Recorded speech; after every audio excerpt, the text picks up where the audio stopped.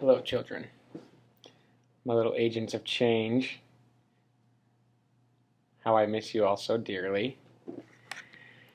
I found out from Jayla that you guys are going to be attending a mission trip, Project Serve, going to Haiti, which is a place that is very near and dear to my heart. So she asked me if I could put together a little video for you guys, which I had a little difficulty uploading, so I'm creating a shorter one right now, but a video for you guys just telling you about my experience and just hopefully that somehow, some way that some of the stuff I share with you helps you during your time there. But I'm really, really excited for you guys. I loved my time there, and I'm sure you guys will too.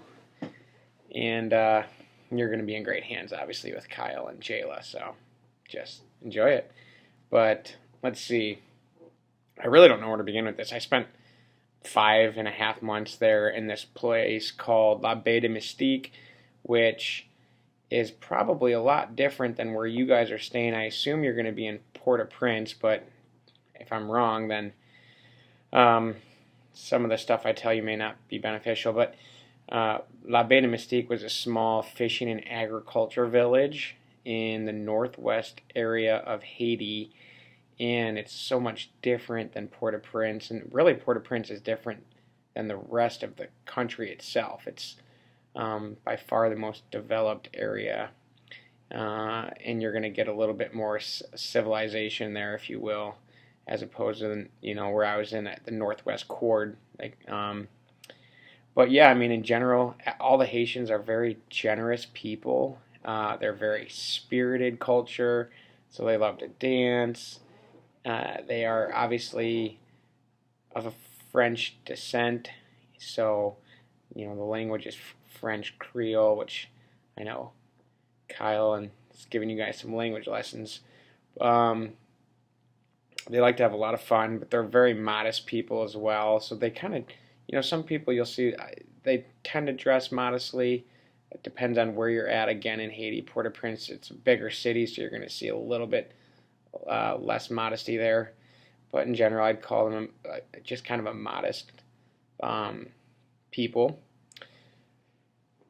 particularly speaking. And you guys probably already know all this. It's pretty basic and kind of common for a lot of just third world or underdeveloped countries. I mean, the education level is very low, and even the kids that will tell you attend school, the degree of and caliber of what they're learning is very low, unless it's a private school that they're paying a lot for.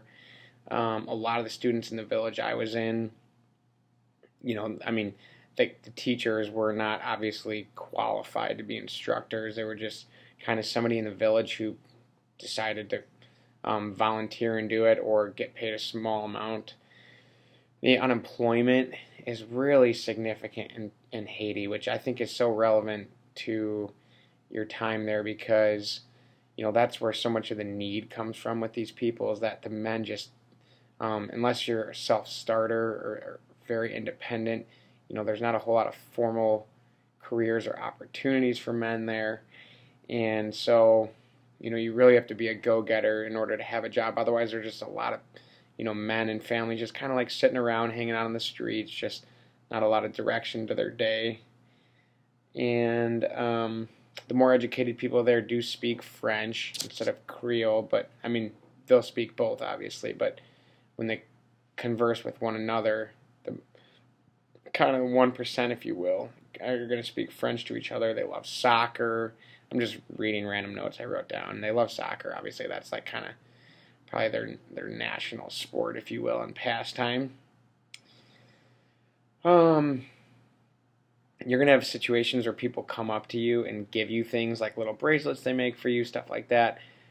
They're not going to ask you for money. A couple days later, they probably will, though. They know you're there on a mission trip, and so they may not ask you up front for money, but they kind of expect something in exchange. So just, these are probably all things that you've been prepared for, or Kyle's told you, but if not, I'm just kind of covering all the bases. Just in general, you're probably going to have people that, obviously you have people that are asking you for change here and there, but you may have people that ask you for money to pay for their school. That's a very common thing. I probably have, on average still, and it's been 4 years since I've left Haiti, still probably have 4 or 5 Haitians that approach me annually asking if I can help them pay for their school. And in general, really anyone you keep in touch with in Haiti, and they are very good at keeping in touch with you in general, anyone you keep in touch with is probably going to message you often and may approach you asking you money for school or things like that. Obviously I'll let Jayla and Kyle, train you further on how to deal with that situation, but I'm just giving you ideas of things you might come across. And what you'll find is if you do make friends with people on Facebook, which I'm not sure what, the church's policy on that, I'm sure it's okay, but I don't want to put words in their mouth, is that in general, the reason they're, wanting to be Facebook friends with you and they're going to get messages from them is a lot of Haitians just want to make sure they're remembered, and they're just not forgotten. It took me kind of a while to figure that out, but, people come and go through the country a lot, and there's a lot of different trips, and we have the freedom to move about, borders very freely, but they're stuck in Haiti. It's a small country, and I think, when groups leave, they definitely have a kind of a sadness from the separation, and they just want to make sure that you didn't forget about them. Just something to think about. Kids obviously work at a very young age there. Compa is the music they play there. Rice and beans is called diri pois. That's what you're probably going to be eating a ton of. Bon dia beniu. That means God love you. I'm sure you're getting those Creole lessons from Kyle, though, so I'm not going to go there. And he's a lot better at it than I am. What else? Well, really, the 5 months I was there, I worked at an orphanage where there were about 12 or 14 kids. I think they were all under 5 years old, and really we were like, their primary care providers. But the Haitians are my favorite people. You guys are going to have a lot of fun. I'm excited to hear how God uses this time and trip. I'm trying to think, those are just some little tidbits. That's kind of like the Cliff Notes version of what I have to tell you. Love you guys. Enjoy the trip. Bye.